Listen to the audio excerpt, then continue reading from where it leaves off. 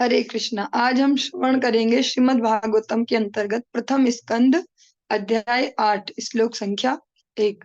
आज से हमारा 8वां अध्याय प्रारंभ हो रहा है। ओम नमो भगवते वासुदेवाय। ओम नमो भगवते वासुदेवाय। ओम नमो भगवते वासुदेवाय।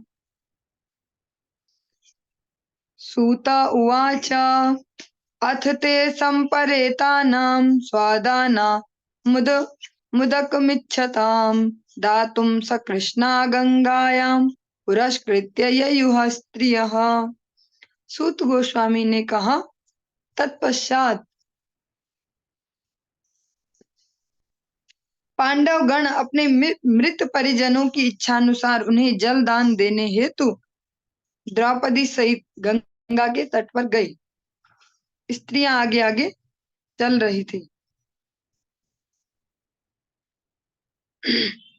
इसका थोड़ा सा हम तात्पर्य समझने का प्रयास करते हैं। आज तक हिंदू समाज में यह प्रथा चल रही है कि जब किसी के परिवार में कोई व्यक्ति का निधन होता है तो लोग गंगा नदी में या किसी अन्य पवित्र नदी में स्नान करते हैं। परिवार का प्रत्येक सदस्य दिवंगत आत्मा को गंगा जल अर्पण करता है। पांडवों ने भी 5000 वर्ष पूर्व इन्हीं नियमों का पालन किया था। पांडवों के ममेरे भाई होने के कारण भी भगवान श्री कृष्ण पारिवारिक सदस्यों में से एक थे। ते निनियोदकं सर्वे विलप्य च भृंशं पुनः आप्लुता हरि पादाब्जरजः पूतसरिज्जले। उनके लिए शोक कर चुकने तथा पर्याप्त गंगा जल अर्पित कर चुकने के बाद उन सबों ने गंगा जी में स्नान किया, जिसका जल भगवान के चरण कमलों की धूलि मिल जाने के कारण पवित्र हो गया है। तत्रासीनं कुरुपतिं धृतराष्ट्रं सहानुजं गांधारीं पुत्रशोकार्तां वृथां कृष्णां च माधवः। वहीं कुरुवंशियों के राजा महाराज युधिष्ठिर अपने छोटे भाइयों धृतराष्ट्र, गांधारी, कुंती तथा द्रौपदी सहित बैठ गए। वे सभी शोक से अत्यधिक पीड़ित थे। भगवान कृष्ण भी वहीं थे।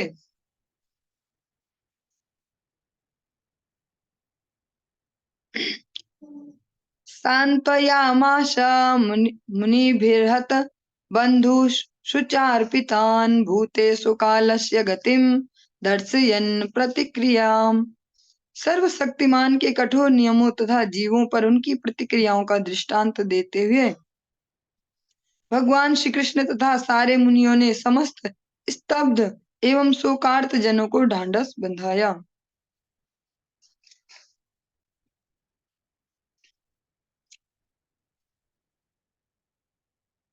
इसका थोड़ा तात्पर्य भी हम श्रवण करने का प्रयास करते हैं। परमेश्वर के आदेशों के अधीन प्रकृति के कठोर नियम किसी जीव द्वारा बदले नहीं जा सकते। सारे जीव निरंतर सर्वशक्तिमान भगवान के अधीन रहते हैं।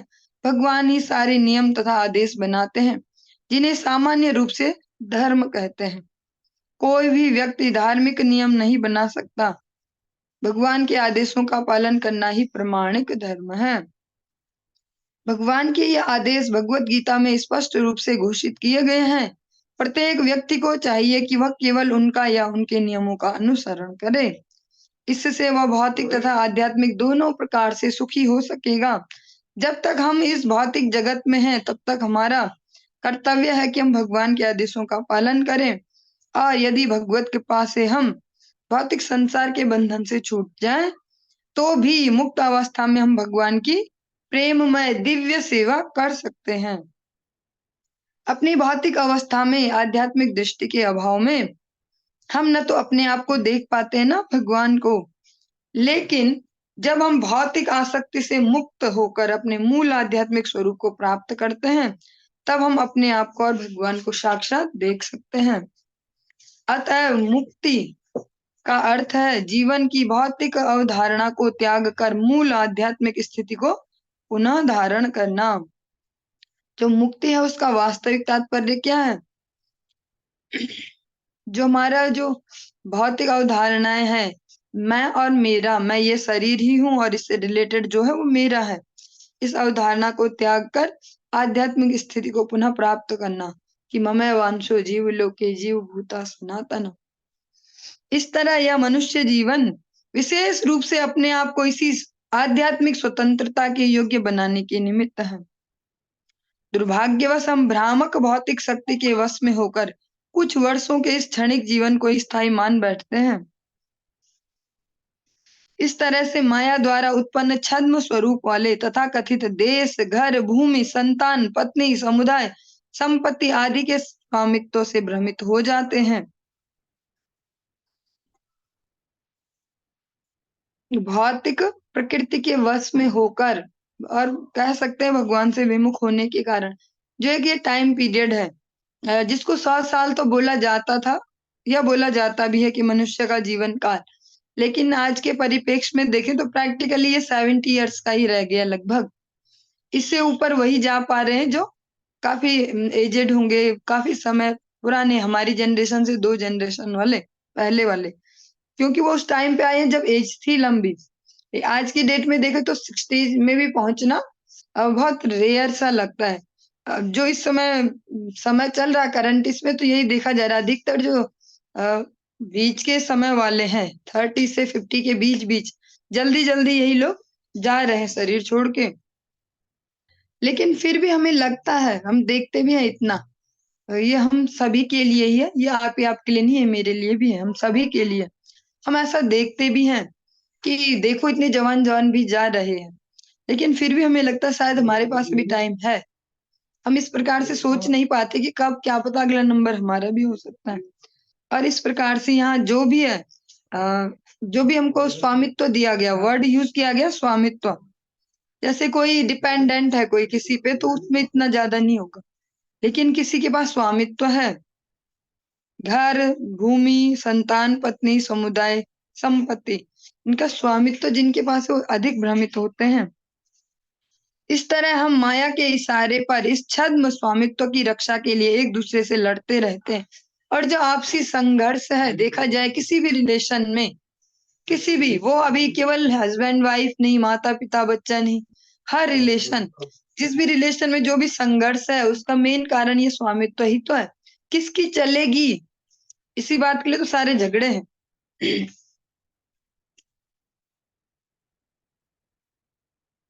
आध्यात्मिक ज्ञान के अनुशीलन द्वारा हम यह अनुभव कर सकते हैं कि हमें इस भौतिक साज सामान से कुछ भी लेना देना नहीं है। ऐसा होने पर हम तुरंत भौतिक आसक्ति से मुक्त हो जाते हैं। इस संसार की भ्रांतियों का ऐसा स्पष्टीकरण भगवत भक्तों की संगति से तुरंत ही होता है, क्योंकि वे मोहग्रस्त हृदय के भीतर दिव्य ध्वनि को प्रविष्ट कराने में सक्षम होते हैं। ये दिव्य ध्वनि जिसको बोला जा रहा है, ये इंगित किया जा रहा है भगवत नाम की ओर, भगवान का नाम। और इस तरह से मनुष्य को समस्त शोक तथा मोह से मुक्त कराने वाले हैं। और जो हम जिनको हम भ्रांति बोल रहे हैं, अभी अभी केवल हम मुंह से ही तो बोल रहे हैं, समझते नहीं है उसको। भ्रांति की ये सब भ्रांतियां हैं भैया, कि घर परिवार ऐसा तैसा, लेकिन हम सब प्रैक्टिकली जी तो उनके बीच में रहे ना, तो हमें इसको समझना होगा। एक तो हो गया कि हम बस शास्त्र से सुना और सीधे ही बोल दिया सब बेकार है, कोई किसी का नहीं, कोई किसी का नहीं। एक है उसको हम समझ पाए और अभी भी जिन रिलेशंस में हम हैं, जिन स्थितियों में, उनको ठीक से हैंडल कर पाए।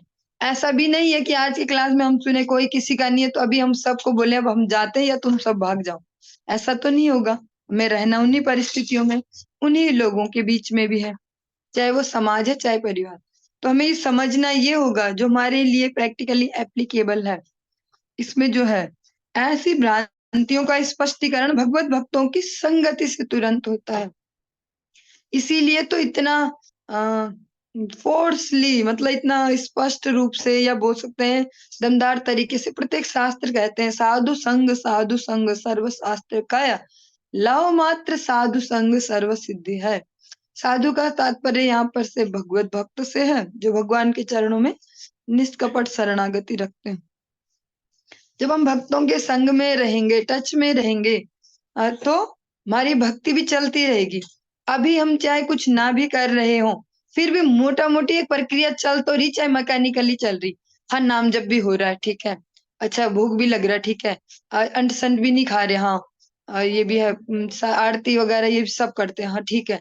और मुंह पे भी थोड़ा कंट्रोल रख रहे हैं, फालतू कम बोलते हैं, या ऐसे। तो ये किस वजह से है? जो हम कंटिन्यूअस टच में रहते हैं भगवत भक्तों के, या जो भक्ति की प्रैक्टिस में लगे हैं। अगर हम ये कुछ दिन के लिए छोड़ के देखें इसको, ज्यादा नहीं, 2 दिन के लिए भी छोड़ के देखें, स्थिति अचानक से परिवर्तन होने लगेंगी, आसपास की भी और मन की भी। जो बहुत ही प्रैक्टिकल है, अभी वो वाला नहीं हमारे लिए एप्लीकेबल, कि यहाँ तो सब झूठा है, रिलेशन इसको छोड़ उसको छोड़। आज ही बोले पति पत्नी की चलो तुम भी तलाक लो, तुम भी लो, हम भी चले, तुम भी भजन करो, हम भी। बच्चे भी बोले तुम भी माता पिता भजन करो, हम भी भजन। अभी वो तो नहीं हो पाएगा अप्लाई। अप्लाई ये हो पाएगा, साधु संग सर्वशास्त्र का है। ये सब के लिए एप्लीकेबल है, बच्चे भी कर सकते हैं साधु संग, और जो जिस भी एज ग्रुप के हैं। क्योंकि अभी जो हम इसको समझेंगे सुनते ही कि कोई किसी का नहीं, वो एक निगेटिव सेंस में होगा, एक रिएक्शन वाले तरीके से होगा। उसको हम तुरंत अप्लाई करने जाएंगे तो देखो कोई किसी का नहीं है भैया, कोई किसी का नहीं, ऐसे घर में बोलते फिरे तो उससे सब स्थितियां बिगड़ जाएंगी। इसको सही वे में समझना होगा, एक रिएक्टिव तरीके में नहीं। इसको ऐसे समझना होगा कि हमें अपनी अपेक्षाएं कम करनी होंगी कि कोई किसी का नहीं, ऋण बंधु संसार। और या कोई किसी का नहीं सेंस में भी होगा कि फिर सबके प्रति कर्तव्य भाव से सब करेंगे। अभी आसक्ति वाले भाव से कर रहे हैं कि कभी ज्यादा इमोशंस ठोक दिए कि ले बेटा तेरे लिए तो मैं कुछ जान भी देने को तैयार, और फिर दूसरे दिन अरे इतना किया मैंने, ये तो समझते नहीं। तो अगर हम इसको ठीक वे में समझेंगे, कोई किसी का नहीं साधु संग में, तो फिर हम जो कर रहे हैं उसको और अच्छे से करेंगे, छोड़ेंगे नहीं। उसको करेंगे बिना आसक्ति के, उसको करेंगे कर्तव्य भाव से। तो फिर कोई भी कहीं भी कोई ड्यूटी करता है तो उसको अच्छे से ही करने की कोशिश करता है। अभी हम आसक्ति रहित, आसक्ति सहित कर रहे हैं। जब आसक्ति रहित करेंगे तो अच्छे से उस ड्यूटी को परफॉर्म कर पाएंगे, चाहे वो किसी जगह पर है, जॉब है चाहे हमारी, चाहे वो हमारे कोई रिलेशनशिप है। जो भी हमारे कर्तव्य होंगे उनको सही सही वे में कर पाएंगे। न तो सीधे स्वर्ग तक उठ जाएंगे कि अति घुस जाओ, और न तो सीधे नरक में घुस जाएंगे कि भैया तो फिर ज्यादा डिप्रेस्ड हो गए कि कोई किसी का नहीं। तो एक मिड वे ढूंढना पड़ेगा कि धरती पे रहें, सामंजस्य स्थापित करें।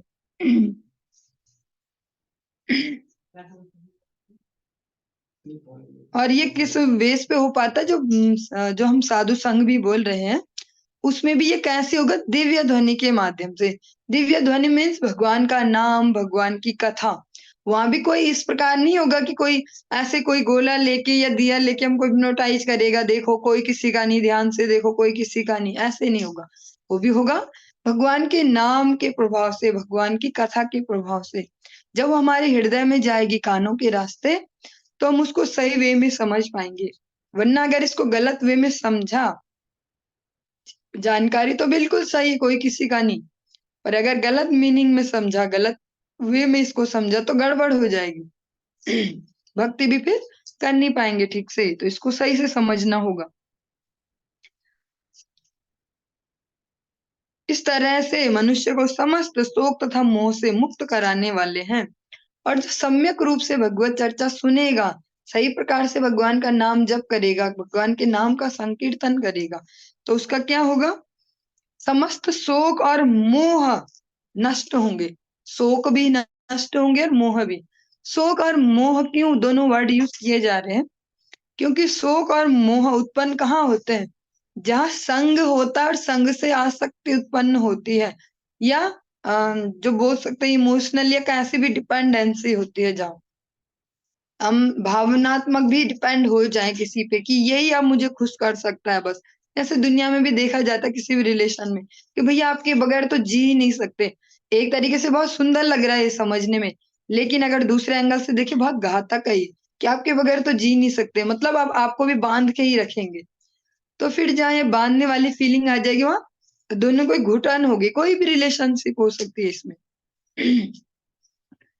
संक्षेप में यह उन लोगों के लिए सांत्वना है जो जन्म मृत्यु जरा तथा व्याधि आदि के रूप में प्रकट होने वाले कठोर भौतिक नियमों के फलों से प्रभावित होते हैं। और ये किन के लिए सांत्वना टाइप में है? जो जन्म मृत्यु जरा तथा व्याधि के आदि के रूप में प्रकट होने वाले प्रकृति के कठोर नियमों के फलों से प्रभावित होते हैं। जैसा हम सभी के जीवन में होता है प्रैक्टिकली। हम लोग अभी कैसे चल रहे हैं? सुन तो रहे हम आकाश से भी ऊपर की बातें और हैं अभी धरती से भी नीचे। तो अभी हमें धीरे-धीरे इसको ठीक से समझना भी होगा। केवल हम बड़ी-बड़ी हवाई बातें नहीं करेंगे अभी कि कोई किसी का नहीं शोक, मोह या कुछ नहीं होता ऐसे आ सकती। हम उसको ग्राउंड लेवल पर भी देखेंगे कि हम अप्लाई कैसे करें। तो ये जो सांत्वना है, ये भगवान भी वहां पर बंधा रहे हैं सारे जो पूरा पांडव या कुरु वंश जो है, जो भी वहां पर अभी शेष है, भगवान जो उनको सांत्वना दे रहे हैं वो उनके लिए है जो इससे प्रभावित होते हैं। जन्म मृत्यु और जरा व्याधि। जन्म मृत्यु ये तो सबको समझ में आ रहा है। जन्म जन्म होना, मृत्यु शरीर छोड़ना, जरा बुढ़ापा, व्याधि रोगग्रस्त होना। ये चार चीजें ही बहुत हाईलाइटेड है हमारे जीवन में। और इन चारों के लिए जो प्रकृति के पास अलग अलग टेक्निक्स हैं। रोग भी ऐसा नहीं कि सबको बुखार ही आ गया या जुकाम ही लग गई, किसी को कैंसर भी हो रहा है ना? तो ऐसे वो अलग अलग टाइप के नियम है प्रकृति के पास। जरा वाले अलग नियम है, बुढ़ापा अलग अलग एंगल से, किसी के बाल जल्दी सफेद हो जा रहे जैसे कि मैं, वो एंगल अलग हो गया। और अलग अलग प्रकार से किसी के घुटनों में जल्दी दर्द शुरू हो गया और वो कम ही एज में भी हो सकता है। ऐसा नहीं कि उसके लिए बोलेंगे 60 साल के नहीं हुए तुम। जैसे कुछ लोग जो बड़ी एज के हो गए हैं, जो बोल सकते हैं कि 50 क्रॉस कर लिया या 60 से भी ऊपर, तो वो जवानों को देखकर सीधे डायलॉग बोलेंगे अपने से नीचे, क्या तुम अभी से ऐसी बातें करते हो भाई? इतनी उम्र में तो हम ऐसे थे, अब तुम हमारे बराबर हो गए क्या? लेकिन ये क्यों बोल पा रहे हैं? वो भी आध्यात्मिक शिक्षा का अभाव है। अगर आध्यात्मिक शिक्षा होगी तो उसको भी समझ पाएंगे कि हाँ, इन्हें भी हो रहा होगा सच में। जो हमें 60 में हो रहा है, इन्हें 30 में भी हो सकता है। क्योंकि समय भी तो बड़ी तेजी से परिवर्तित हो रहा है। आसपास का वातावरण, खान-पान, हवा, पानी और विचार, ये सब कुछ बड़ी तेजी से परिवर्तित हो रहा है। जितना इस समय देखेंगे सोशल मीडिया का प्रभाव भयंकर प्रकार से, और हम इसकी निंदा भी नहीं करते क्योंकि हम भी उसको यूज़ तो कर रहे हैं। अभी हम सब बैठ-बैठ के अपने घरों में, सर्दी का मौसम है बाहर नहीं निकल के ये सुन पा रहे हैं, उसी के ही थ्रू। लेकिन समझना होगा कि ये सारी चीज़ें भी तो बदल रही हैं। जो ऐसी बात बोलते हैं कि हम तो तुम्हारी एज में ऐसे, उस एज में तो ऐसा नहीं था। उस समय तो सभी खुद ही शुद्ध फ्रेश चीज़ें खा रहे थे। कोई-कोई लोग खेती भी कर रहे थे, गाय भी पाल रहे थे। या बोल सकते हैं उस समय जो सामान दुकान से भी खरीदते थे तो फिर भी शुद्ध था। ये जो हवा थी फिर भी शुद्ध थी, पानी था वो भी ठीक था। आरओ भी नहीं चल रहे थे उस समय। या उसको देखें तो इतना सोशल मीडिया का प्रेशर भी तो नहीं था। आज के डेट में फ़ोन रखना भी ज़रूरी है भैया, इसके बगैर काम भी नहीं चल रहा। और रखे तो फिर झेलें कैसे इसको, ये तो फिर सर पे ही चढ़ जा रहा। तो कितने-कितने प्रकार के प्रेशर है अभी आज की जनरेशन के ऊपर। इसको वो हमसे पहली वाली जनरेशन जो लोग उसको समझ नहीं पा रहे, उनमें वो ज़्यादा फ्रस्ट्रेशन है कि देखो अभी से ऐसे हाल है इनके। हम यहाँ 60 साल में इतने नहीं हुए, ये अभी से बोल रहे घुटनों में ये हो रहा, कमर में ये हो रहा, लेकिन वो हो रहा है सच में। तो अगर आध्यात्मिक शिक्षा होगी हर एज ग्रुप में, तो आपस में रिलेट कर पाएँगे, ठीक से कम्युनिकेट कर पाएँगे। वरना फिर जिसको बोलते हैं जनरेशन गैप, वो आना स्वाभाविक ही होगा। उसका भी मेन कारण है आध्यात्मिक शिक्षा का अभाव। जहाँ हम सुनते हैं कोई भक्तों के चरित्र, तो वो जिस भी एज में हुए बड़े प्रैक्टिकल होते थे। एक अजीब-सा एग्ज़ाम्पल ले रही हूँ, उसको बिल्कुल दिमाग में मत घुसाना, केवल कानों से सुन के उड़ा देना। नरसिंह मेहता जी का एग्ज़ाम्पल लेंगे। नरसिंह मेहता ने जैसे अपने बेटे की शादी की, बहू आई, बोला बेटा अब हम हो गए वानप्रस्थी, तुम तो गृहस्थ में हो ना, तुम्हें तो गृहस्थ के सब कुछ ही करना पड़ेगा ना। गृहस्थ का एक अलग ही वातावरण है और हम हो गए अब तुमसे ठीक, हमने तो ये सब पहले ही भोग लिया। हम हो गए वानप्रस्थी, उन्हें तुरंत उसी समय अलग, तुम अलग अपनी ज़िंदगी जियो, हम अपना भजन करें। ये मैं अभी इस एंगल से नहीं बोल रही कि ऐसा होना चाहिए, वैसा नहीं। एक एग्ज़ाम्पल दे रही कि आध्यात्मिक शिक्षा कितनी कीमती है, कितनी ज़रूरी है वो जीवन में। और जो जिस प्रकार के चाहे वो गृहस्थ आश्रम में कोई से भी भक्त देखते हैं, आज की डेट में भी ऐसे बहुत सारे भक्त हैं। उसके लिए ज़रूरी नहीं कि ऐसे सेपरेट ही हुआ जाए, लेकिन वो मेंटली सेपरेट हो जाते हैं कि भैया इनका ये एज ग्रुप है, इसमें अलग कार्यकलाप चलेंगे, अलग जीवन शैली होगी, अलग डेली रूटीन होगा। हमारा जो एज ग्रुप है हम तो सब भोग के ही आ गए। अब हमारा अलग रूटीन होगा, अलग प्रकार से कार्यशैली होगी। तो वो कौन समझ पाएंगे? जो आध्यात्मिक रूप से शिक्षित होंगे।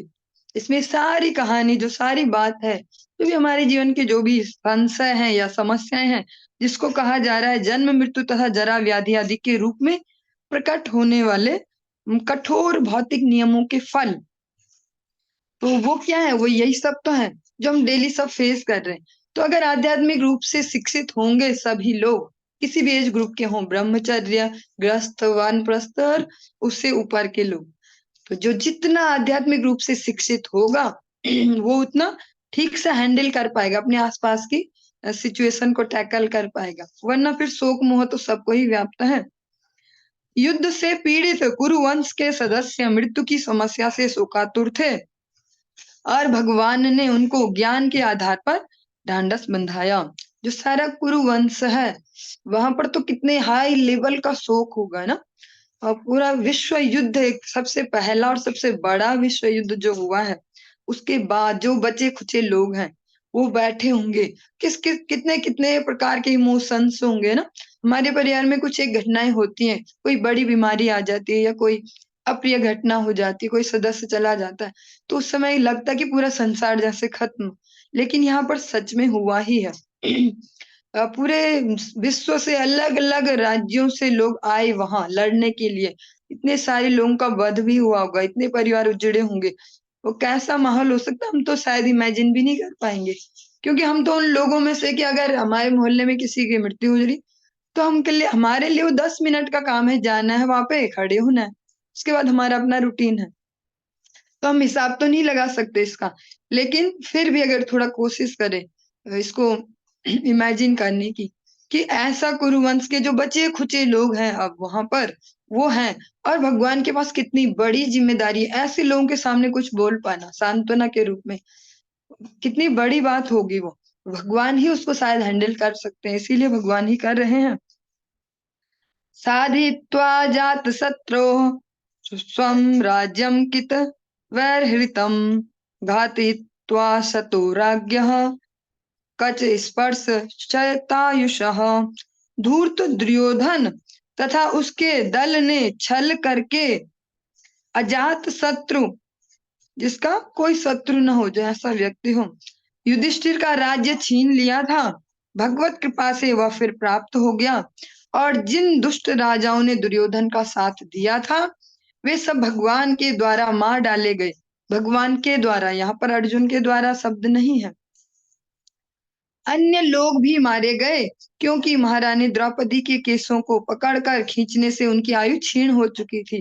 जैसे कल हमने श्रवण किया, लास्ट में फीडबैक में भी माता जी ने भी बोला, रेखा वर्मा माता जी ने, कि जब हम कुछ ऐसे कृत्य करते हैं कि जो अशोभनीय है, तुम्हारी जो कांति है, तेज है, वो क्षीण होता है। आज यहाँ पर हम श्रवण कर रहे हैं कि द्रौपदी जी के जो प्रति जो अन्याय जिन जिन लोगों ने भी किया, उससे उनकी तुरंत आयु क्षीण हुई। हम एक प्रकार से कहते हैं ना, हम जन्म जन्म से कर्म फल लेके आते हैं, उनका फल भोग रहे हैं। लेकिन कुछ कर्म ऐसे भी जिनको हम यही करते हैं और तुरंत रिजल्ट भी भोगते हैं। तो द्रौपदी जी के प्रति जो इस अपमान में जिन जिन लोगों ने सहयोग किया, उनकी तुरंत ही आयु क्षीण हो गई थी। चलिए इसका थोड़ा तात्पर्य श्रवण करने का प्रयास करते हैं। गौरवपूर्ण दिनों में या कलयुग के आगमन के पूर्व ब्राह्मण, गाय, स्त्री, बालक तथा वृद्ध पुरुषों की समुचित रक्षा की जाती थी। ब्राह्मणों की रक्षा से आध्यात्मिक जीवन प्राप्ति के लिए नितांत वैज्ञानिक संस्कृति वर्णाश्रम व्यवस्था का पालन होता है। इसमें जब भी हम शास्त्रों में जब श्रवण कर रहे हैं, तो ब्राह्मण जो वर्ड है उसको हम आज के परिप्रेक्ष्य में फट से कनेक्ट न करें अपने दिमाग में। क्योंकि अब जिस प्रकार से हमारी कंडीशनिंग है बचपन से सुनते सुनते, तो उसको एक प्रकार से राजनीतिक तरीके से सुना जाता है कि ब्राह्मण, क्षत्रिय या ऐसे ऐसे बहुत सारे राजनीतिक दल इस बेस पे राजनीति भी करते हैं। तो जब हम ये वर्ड सुने ब्राह्मण, तो हम तुरंत वहां रिलेट न करके या अपने आसपास के कोई सो कॉल्ड ब्राह्मण जिससे हम चिढ़ते हैं उसको अपने दिमाग में न लाए। उस समय हम ये सोचे कि शास्त्र जिनको ब्राह्मण कह रहे हैं वो लोग हैं जो समाज को दिशा देते थे, जो समाज की बुद्धि थे। जैसे शरीर में बुद्धि सबसे ऊपर है, सारे अंग इम्पोर्टेंट हैं, लेकिन बुद्धि सब में इम्पोर्टेंट है। शरीर पूरा स्वस्थ है और बुद्धि अगर उसमें थोड़ा गड़बड़ आ गई है, वहाँ फंक्शन ठीक से नहीं हो रहा, तो वो सारा स्वस्थ शरीर काम का नहीं। ऐसे समाज में जिनको ब्राह्मण वर्ग बोला जाता है शास्त्रों के अनुसार, वो समाज की बुद्धि है। प्राचीन समय में भी जब हम सुनते हैं सारे इतिहास, या जस्ट अभी नए समय में भी चाणक्य पंडित का एग्जाम्पल लें, तो ये ऐसे ब्राह्मण हैं जिन्होंने राजसत्ताओं को भी मार्गदर्शन दिया। आज के परिप्रेक्ष्य में भी हम देखते हैं, जो हमारे देश के अभी जो शासक हैं, जिनको कह सकते हैं जो देश को अभी नेतृत्व दे रहे हैं, वो भी इस प्रकार से परामर्श अभी भी श्रेष्ठ जनों से ही लेते हैं। बल्कि उनमें तो कुछ लोग जातिगत भी ब्राह्मण हैं, अगर आज की डेट में भी देखें तो। तो जहाँ शास्त्रों में ब्राह्मण वर्ड का शब्द का जो वर्णन है, जो शब्द आ रहा है, वो बुद्धि वर्ग, जो बुद्धि वर्ग केवल तीक्ष्ण बुद्धि नहीं, जो धर्म युक्त बुद्धि है, जो भगवान के प्रति समर्पित बुद्धि है, वैसे लोगों के लिए बोला जा रहा है। तो जब भी हम ये शब्द सुने तो वहां रिलेट करें, न कि आज के परिप्रेक्ष्य में जिस प्रकार से ये शब्द बोले जाते हैं। जैसे चलिए थोड़ा सा एक टॉपिक से बाहर का, फिर भी जैसे आज की डेट में एक शब्द बोला जाता है दलित।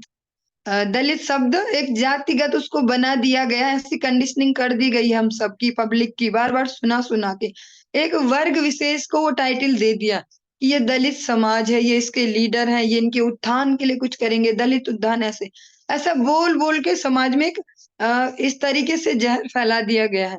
अब पब्लिक में भी वो फिट हो गया कि ये वर्ग दलित है, और जिन लोगों को बोला जा रहा है उनमें भी फिट है कि हम ये हैं, और हमें दबाया जा रहा है उच्च उच्च वर्णों द्वारा। लेकिन अगर शास्त्रों के हिसाब से देखें तो दलित कौन है? आप सबको अगर स्मरण हो, इस स्तुति को आप लोग भी रोज ही बोलते होंगे लगभग। तव कर कमल वरे नाखा, अद्भुता श्रृंगाम दलिता हिरण्यकशिपो तनु भृंगम। वहां दलित वर्ड किसके लिए यूज हुआ शास्त्र में? हिरण्यकश्यप जैसे दैत्यों के लिए, जिनका प्रधान जो बोल सकते हैं विशेषता, वो क्या है? भगवद विमुखता। वहां उनके लिए वर्णन हुआ है। वो जो भी जैसे जैसे समाज आगे बढ़ रहा है, समय आगे बढ़ रहा है, इन शब्दों के मीनिंग सबने अपने स्वार्थ के लिए डिफाइन की और उसी प्रकार से फैला भी दी समाज के बीच में। इसीलिए जो मेन सारे जो सॉफ्टवेयर में गड़बड़ है वो कहाँ से है? जो लोग उसके राजनीतिक जो बोल सकते हैं लाभ के लिए पब्लिक का ब्रेन वॉश गलत तरीके से करते हैं। तो हम अभी एक आध्यात्मिक कक्षा में बैठे हैं, तो हमें ये समझना होगा कि ये जो शब्द हैं, इनके वास्तविक अर्थ क्या है। ब्राह्मणों की रक्षा से आध्यात्मिक जीवन प्राप्ति के लिए नितांत वैज्ञानिक संस्कृति वर्णाश्रम व्यवस्था का पालन होता है। जब ब्राह्मणों की रक्षा, कहा जा रहा है कि कलयुग के आगमन से पूर्व जो समय था उनमें विशेष सुरक्षा, जैसे आज की डेट में देखते हैं ना, कोई मिनिस्टर्स हैं या कोई वीआईपी जिनको बोल सकते हैं, उनको एक अलग से सुरक्षा दी जाती है शासन द्वारा। तो जो पहले समय था कलयुग से पूर्व का, उसमें ये विशेष सुरक्षा दी जाती थी ब्राह्मण को, गाय को, स्त्रियों को, बच्चों को और वृद्धों को, ये विशेष सुरक्षा दी जाती थी। ब्राह्मणों की रक्षा से क्या फायदा होता था? ब्राह्मणों की रक्षा से वर्णाश्रम धर्म ठीक से चलता था। जो वर्ण व्यवस्था है ये वो ठीक से चल पाती थी। गायों की रक्षा से भोजन का चमत्कारी रूप, अर्थात जीवन के उच्च आदर्शों को समझने के लिए मस्तिष्क के सूक्ष्म तंतुओं को बनाए रखने वाला शुद्ध दूध मिलता रहता था। जो गौ माता थी उनकी रक्षा से क्या होता था? उस अब बात जब शब्द सुने गाय, तो उसको भी रिलेट आज की डेट में जो हम जर्सी देखते हैं या बड़े बड़े अजीब से गाय जैसे प्राणी देखते हैं, उनसे रिलेट ना करें।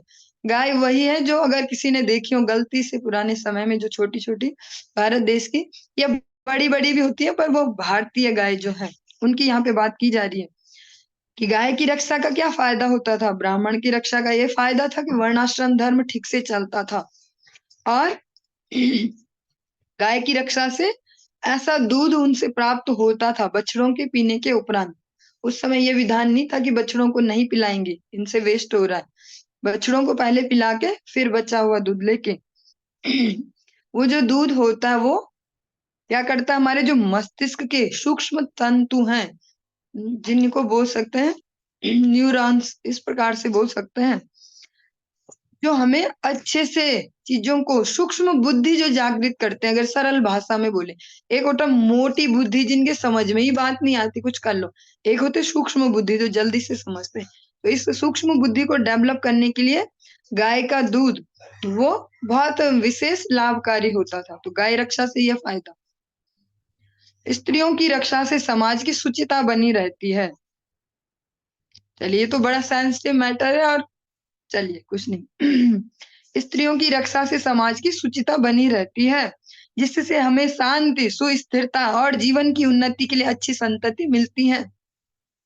और जिसको आज की डेट में कहा जाता है विमेन फ्रीडम या स्त्री सशक्तिकरण या विमेन एम्पावरमेंट, जो भी शब्द दे सकते हैं, शब्दों का क्या है, लेकिन वो एक्चुअल में किस प्रकार से होता था, उनको संरक्षण देके, सो कॉल्ड स्वच्छंदता नहीं, ऐसा नहीं कि क्या है इनको फ्री करो, कुछ भी पहने, उनकी मर्जी, कैसे भी रहे, कैसे भी वो मेकअप करें, भैया उनकी फ्रीडम है, ऐसे नहीं, स्वच्छंदता नहीं कभी भी उनको ऐसे कैदी बना के तो कभी नहीं रखा गया। भारतीय जो इतिहास है उसमें कहीं सुनने में नहीं मिलता। हमेशा एक फ्रीडम दी गई, लेकिन अनुशासन सहित, अनुशासन के साथ, क्योंकि स्त्रियां क्या है, समाज का बेस है। जो माताजी वर्ग है वो समाज का बेस है। जैसे ही स्त्रियां होंगी उससे क्या होगा, जो अगली जनरेशन है, जो हम बोलते हैं कि बच्चे देश का भविष्य हैं, जन और जवान लोग देश का भविष्य हैं, लेकिन वो भविष्य पहले देखना होगा कि जो माताजी हैं जिनके थ्रू आ रहे हैं वो है पहले भविष्य। उन पर वर्किंग नहीं की गई तो संतति अच्छी हो ही नहीं सकती, क्योंकि जो बेसिक है, चाहे वो स्वभाव है, आचरण है, बुद्धि है, वो तो माता के गर्भ में ही निश्चित हो जाती है। बाहर आकर तो केवल उसको थोड़ा सा जो बोल सकते हैं एम्पलीफाई किया जा सकता है, बस बेस तो वहीं तैयार हो जाता है। तो अगर माता जी लोगों को सही प्रकार से आध्यात्मिक शिक्षा होगी, रक्षा से क्या मतलब है, रक्षा केवल इतना नहीं, इसको रक्षा नहीं कहेंगे कि मन मर्जी के कपड़े पहन के घूमेंगे और लोगों के जो हैं उनके हृदयों में नई नई भावनाओं को विकसित करेंगे, फिर वो भावनाएं कहीं से प्रदर्शित होने का प्रयास होंगी तो फिर बोलेंगे अब रक्षा करो, पुलिस बुलाओ, हेल्पलाइन नंबर लो, सिखाओ उन्हें मिर्ची साथ में रखो, ये रखो वो रखो, वो नहीं। उनको सही प्रकार से आध्यात्मिक शिक्षा से शिक्षित करना जिससे उनकी शुचिता बनी रहेगी। वर्ड यूज किया जा रहा शुचिता, शुचिता मीन्स पवित्रता। केवल इसको ही नहीं बोलेंगे कि बाहर से ओके दिख रही हैं ये देवी जी, बढ़िया वस्त्र भी पहने हैं और बस अच्छे से ही लग रही है। अंदर की जो शुचिता वो इम्पोर्टेंट है कि यहाँ क्या चलता है इनके, ये किस प्रकार का चिंतन है, रात दिन सोचती कैसा है, आचरण कैसा है, स्वभाव कैसा है, वो इम्पोर्टेंट है। क्योंकि उसके ही बिहार पे जो संतान होती है उनमें वही तो लक्षण जाते हैं, और ऐसा प्रैक्टिकली देखा भी जाता है जिससे हमें शांति, सुस्थिरता और जीवन की उन्नति के लिए अच्छी संतति मिलती है। और जिस प्रकार से जो माताजी वर्ग है अगर वो सही से शिक्षित होंगे तो फिर जो उनके थ्रू संतति आएगी जगत में, क्योंकि जो भी हम बोलते हैं ना, हमारे गुरु वर्ग हैं, आचार्य वर्ग हैं, भगवान के शुद्ध भक्त हैं, ऐसा होना चाहिए वैसा, तो वो चाहे वो देशभक्त या समाज सेवी किसी भी लेवल पे देखें तो वो सब भी किसी न किसी माता जी के थ्रू आते हैं। और ऐसा बहुत रेयर केस होगा कि माता थी इनकी बड़ी राक्षसी और ये हो गए भगवत भक्त, ये बहुत ही रेयर है। ऐसा वैसे सुनने में, जनरली सुनने में नहीं आता। पिता तो सुनने में आ भी जाते हैं, हिरण्यकश्यप था इसका बाप, लेकिन ये भक्त निकला। लेकिन वहां भी हम उस केस में भी देखते हैं माता का विशेष रोल है। ये मेरा फेवरेट टॉपिक है, ये तो मुझे बहुत अच्छे से ही पसंद है, क्योंकि ये बहुत बड़ी नीड है समाज की। अगर इस पे वर्किंग नहीं की जाती तो बाकी जितनी योजनाएं लाए सब वो फिर विफल ही है। हम किसी का भी, किसी भी अच्छे व्यक्ति का, चाहे वो देश सेवी, जैसे भी किसी भी लेवल पे देखिए, माता का विशेष रोल होता है जीवन में। कयाधु जी ऐसे महादैत्य की पत्नी होते हुए अपने ठाकुर जी की छुप के सेवा करती थी, बक्से में रख के, फिर जब वो इधर उधर तो फटाफट निकाला, उन्हें बाहर स्नान कराया, उनकी आरती कर दी, फटाफट भोग लगाया, फिर पैक कर दो। तो ऐसे सीन में भी उन्होंने किया, इतने महादैत्य की पत्नी होते हुए। फिर तभी जाके प्रहलाद जैसे भक्त आए। अगर हम प्रहलाद जी की बात ना करें, आज के वर्तमान समय में भी देखें तो हम चाहे बात करें अपने गुरुदेव की, तो वहां भी देखते पिताजी का तो थोड़ा सा दूसरे एंगल था भक्ति के लिए, माताजी भक्त थी इसलिए उनके आचरण में। ये हमने परम गुरुदेव का चरित्र श्रवण करते हैं, तो वहाँ पिताजी तो 4 वर्ष की उम्र में चले गए थे। माताजी हम यही सुनते हैं, शिशु कालसु पाठयसु यत्न परम जननी सविधेषुत शास्त्र मतम। माता जी से उन्होंने शास्त्रों के बारे में सुना। बात करें हम अपने परमेष्ठी गुरुदेव जगत गुरु भक्त सिद्धांत सरस्वती गोसाई ठाकुर प्रभुपाद की, वहां पिताजी भी भक्त हैं लेकिन माताजी का भी विशेष रोल है। माताजी ने भी उनको उसी प्रकार से बचपन से वैसे ही कंडीशनिंग दी, क्योंकि माँ का सबसे बड़ा रोल होता है बच्चे के सोचने के तरीके में, करने के तरीके में। उनकी माँ ने तो यहाँ तक किया कि ठीक है, अगर आप भक्ति के लिए, भक्ति के प्रचार के लिए इतना कठिन संकल्प ले रहे हो, एक एक शतकोटि यज्ञ, तो उसमें भी उनके साथ ही रही। प्रैक्टिकल माँ होना इसको बोल सकते हैं। ऐसे नहीं कि बेटा इस दिन के लिए पाला था तुझे मैंने, तो अब मेरे बुढ़ापे में सेवा नहीं करेगा, अब भी मैं ही पका के दूं तुझे, तू यहाँ बैठ के माला कर रहा है। ऐसे नहीं बोला उन्होंने। उन्होंने बोला कि तू कर बैठ के माला, क्योंकि तू कर सकता है, मेरे बस का नहीं है वो, न मेरे स्वभाव में है। स्त्री स्वभाव के कारण इतने में फोकस भी नहीं हो पाऊंगी, न शरीर में अभी इतनी जान है। तो मैं वो करूँ जो मैं कर सकती हूँ, टाइम पे तुझे प्रसाद दे दूं, टाइम पे सब हो जाए, तू कर हरिनाम। तो ये जो हम तीनों ही माता जी का जो अपने गुरुवर के आचरण में देख सकते हैं, और भी बहुत सारे एग्जाम्पल हैं इस जगत में। आज आप देखते हैं देश को जो नेतृत्व दे रहे हैं, उनको भी इग्नोर नहीं किया जा सकता। उन्होंने भी हमारे धर्म की रक्षा के लिए जिस प्रकार से कदम उठा रहे, तो वहां भी उनकी माता के आचरण को देखते हैं। कुछ दिन पहले ही मैं एक संत हैं जो उनके साथ ही रहे, गोविंद गिरी जी महाराज, उनका सुन रही थी बात। तो उन्होंने बोला कि जब मैं इनकी माता जी से मिला था तभी मुझे क्लियर हो गया था कि ये व्यक्ति कर सकते हैं। कि उनकी माँ को जब मैंने पूछा कि ये कैसे करते हैं इतने इतने दिन के व्रत, बिना खाए पिए, बिना फलाहार के भी, केवल जल से, तो उनकी माँ ने कुछ एक्स्ट्रा कोई ऐसा रिएक्शन नहीं दिया कि आश्चर्य की बात। बोला तो क्या हो गया, उसका भाई भी करता था, उसके पिताजी भी करते थे। तो ऐसी माँ का भी बहुत बड़ा रोल है उसमें। व्यक्ति विशेष का तो है ही रोल, कितनी तपस्यामय जीवन, लेकिन माँ का जो, अभी हमारा टॉपिक इसमें ये वाला लाइन आई तो उस पर हम आगे बढ़ चले। अब वापस चलते हैं। बच्चों की रक्षा से मनुष्य जीवन को वह सुनहरा अवसर प्राप्त होता है जिससे भव बंधन से मुक्ति का मार्ग प्रशस्त होता है।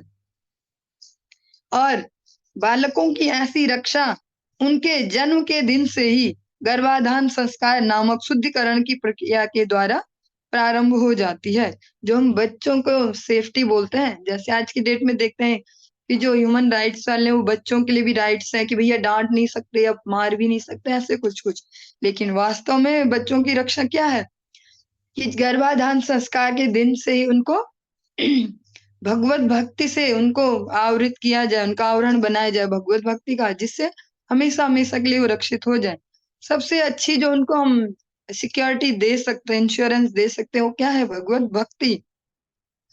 तो अगर बचपन से उनकी ऐसी रक्षा की जाए, ये भगवान के नाम से, भगवान की सेवा के आवरण से उनको हम कवर कर लें, वो सुरक्षा चक्र बना ले उनका, तो फिर क्या होगा मनुष्य जीवन को वह सुनहरा अवसर प्राप्त होता है जिससे भाव बंधन से मुक्ति का मार्ग प्रशस्त होता है। फिर वो ऐसे मनुष्य बन पाएंगे जो खुद को भी भाव बंधन से बाहर ले जा पाए और जो फंसे उनको भी खींच पाए। वृद्धों की रक्षा से उन्हें मृत्यु के पश्चात श्रेष्ठतर जीवन की तैयारी करने का सुअवसर प्राप्त होता है। अब पांचवा इसमें पॉइंट है वृद्धों की रक्षा। इसको कैसे समझ सकते हैं? वृद्धों की रक्षा ये तो है कि उन्हें टाइम पे खाना पीना दो, उनकी दवाई दिलाओ, सुनो उनकी बात जो बोलना चाहते हैं, क्योंकि वृद्धावस्था में ज्यादा से ज्यादा व्यक्ति खुद को करना ही तो चाहता है कि मैं कुछ बोलूं, कोई सुने, कोई सुने। सारी जो सबसे बड़ी वृद्धावस्था में जो समस्या या शिकायत है वो क्या है, कोई सुनता ही नहीं है। यही तो होती है, कोई सुनता ही नहीं है। इसको समझना होगा, 2-3 एंगल है इसके, हम कोशिश करते हैं थोड़ा सा। और फिर जब मैं कभी मिलूं तो मुझे पीटना मत। एक क्या बोल रहे, वृद्धों की जो रक्षा है उससे उन्हें मृत्यु के पश्चात श्रेष्ठतर जीवन की तैयारी करने का सुअवसर प्राप्त होता है। बहुत सेंसिटिव ये शब्द है।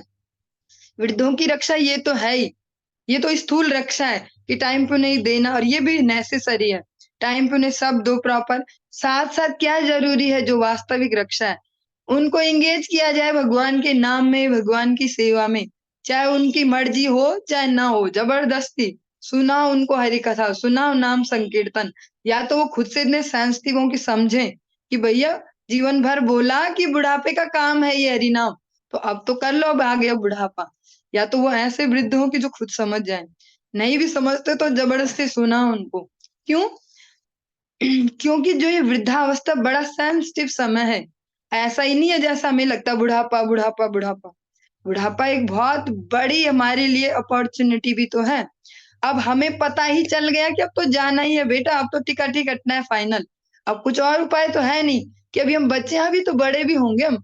अभी क्यों करें? जैसे कल कोई माता जी बता रही थी छोटे से बच्चे का एग्जाम्पल अपने, कि वो बोलता है कि मैं ना जब 5 साल का हो जाऊंगा या 6 साल का तब करूंगा माला जप। तो वो तो चलो ये बोल पाएगा, लेकिन जो हो ही गया अब सच में अब बूढ़ा, जिसको बोला ही जाता है कि बुढ़ापे का काम है भक्ति, अब देखना ही होगा, उसको भी सोचना होगा और आसपास वालों को भी। अगर वो ये सब कुछ तभी पॉसिबल है जो हम चर्चाएं कर रहे हैं, इसका बेस एक ही है, जब हम सब आध्यात्मिक रूप से शिक्षित होंगे तभी हम सही से सेवा भी कर पाएंगे, जिसको हम सेवा बोलते हैं।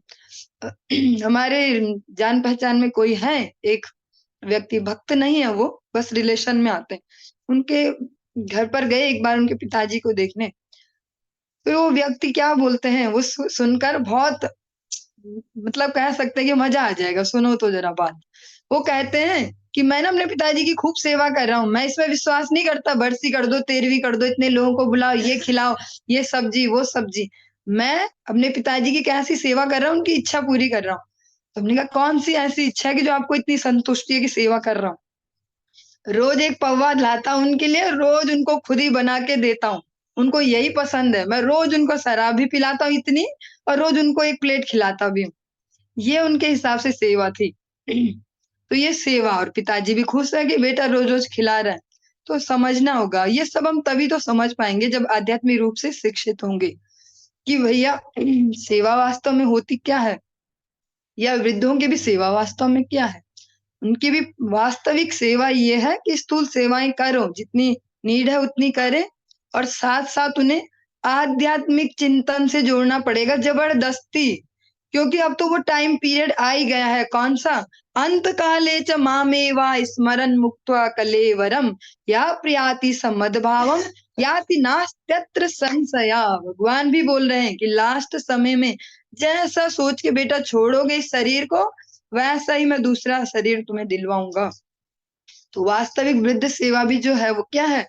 उनको भगवान के नाम से जोड़ो, या तो वो खुद इतने सिंसियर हो, न है तो ज़बरदस्ती सुनाओ, ज़बरदस्ती बजा के रखो घर में महामंत्र। सुनो तुम ज़बरदस्ती, गाली देते-देते सुनो पर सुनो।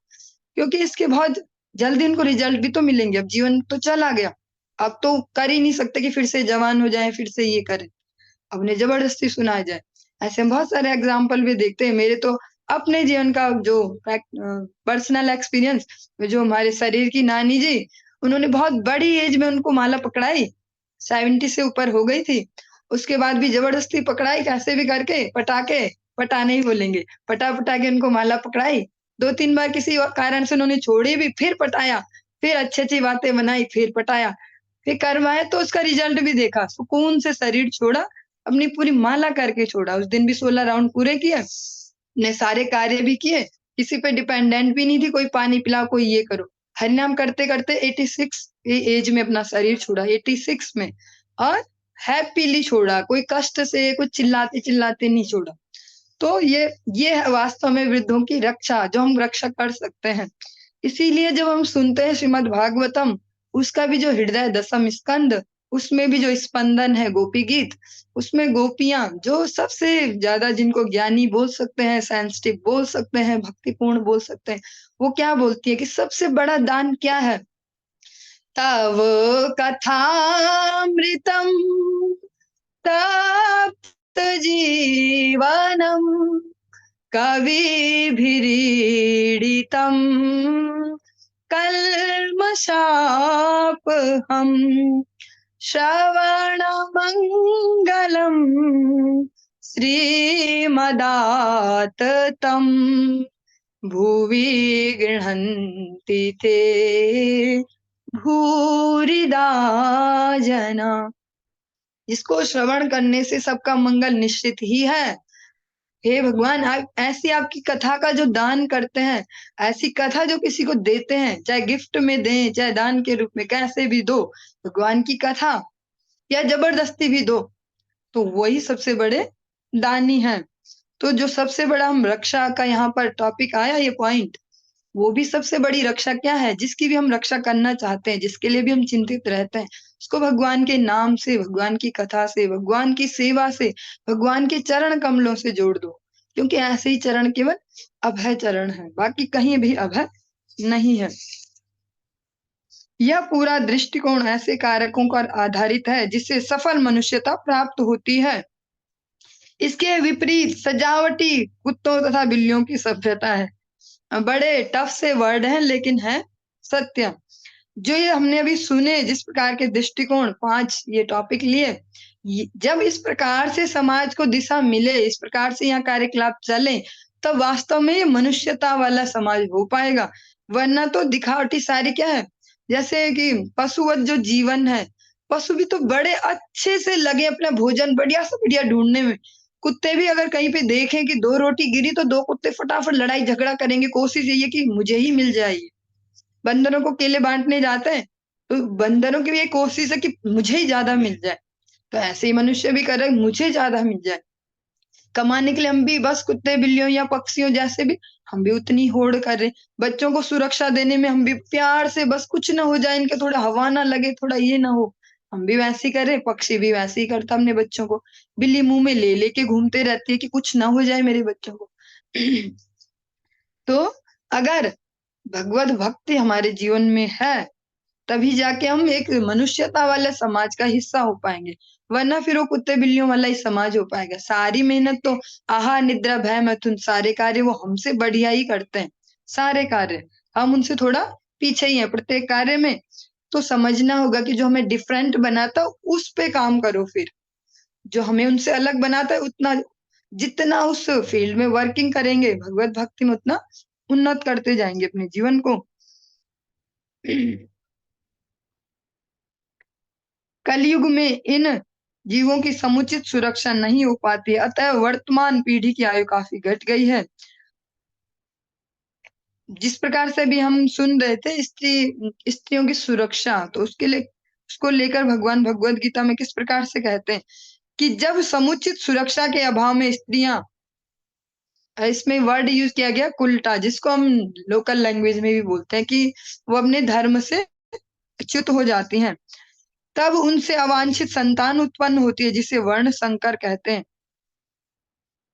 और भगवान भी अपने मुख से अर्जुन अर्जुन कहते हैं इसको, कि भगवान देखो इतनों का वध होगा, स्त्रियां इतनी, फिर वो स्वतंत्र हो जाएंगी, स्वच्छंद हो जाएंगी, उससे अवांछित संतानें होंगी, वर्ण संकर उत्पन्न होंगे, समाज पे खतरा होगा।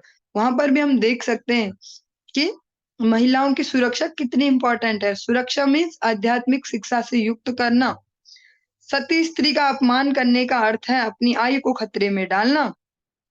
दुर्योधन के भाई दुशासन ने आदर्श सती नारी द्रौपदी का अपमान किया था, अतः उन दुष्टों को असमय मरना पड़ा। तो जो कहा जाता है कि अर्जुन ने मारे, ऐसा भी नहीं है। ये सारे लोग जो मारे गए, भगवान ने मारे ऐसा भी कहते हैं, लेकिन एक दूसरे एंगल से देखो तो सब अपने ही कर्मों से मारे गए। चॉइस तो सबको ही दी गई थी ना, वो किसी भी टीम में जा सकते हैं। तो ये उनके बुद्धि विवेक पर निर्भर करता है कि वो किस टीम को उन्होंने चुना। फिर रिजल्ट भी तो उसके अनुरूप ही होगा। अगर हम बिजली की खुली तार को चाहे अनजाने छुए और चाहे जानबूझकर छुए, करंट तो लगना है ही। तो जो सारे राजा हैं, और विशेषकर इसमें दुशासन की बात है, उन्होंने द्रौपदी जी का अपमान जो किया, उससे अपनी आयु को तुरंत ही छीण कर लिया। ये है भगवान के कुछ कठोर नियम जो हमने श्रवण किए। ये प्रकृति के कुछ कठोर नियम। चलिए, आज की इस चर्चा को यहीं पर ही विराम देते हैं। आगे हम इसको कल कंटिन्यू करेंगे। हरे कृष्ण।